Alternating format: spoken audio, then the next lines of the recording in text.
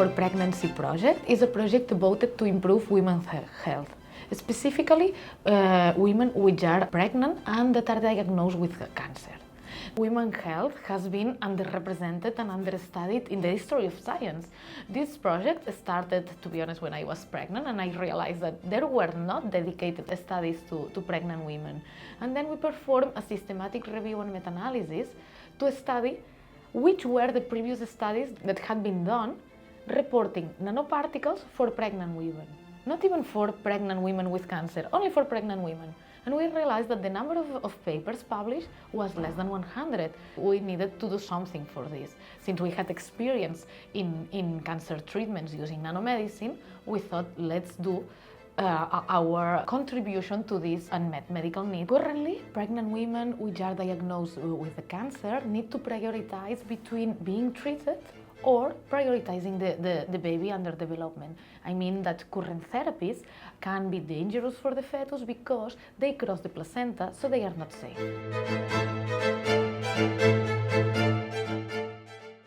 On the contrary, the unmet medical need that we want to tackle is to design a safe therapy for these patients.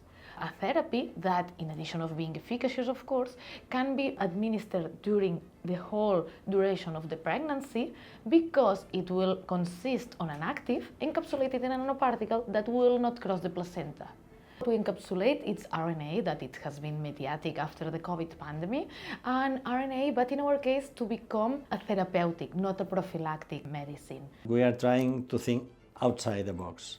Why? Because there's a lot of effort to use this nanovector to cross human body barriers, for instance, blood-brain barrier, intestinal barrier.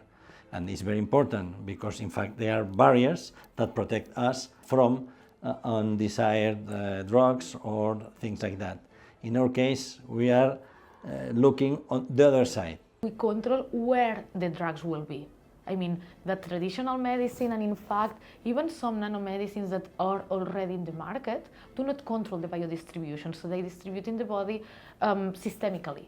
In our case, even though we will administer them systemically, we will add a moiety to the nanoparticle that directs them only to the tumor.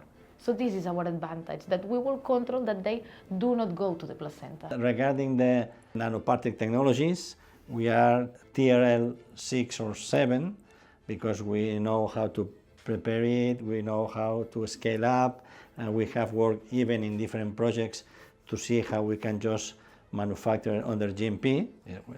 So I think the manufacturing of the nanoparticles are in a high TRL. Regarding the prevention of the crossing of the placenta, we have some experience in specific projects.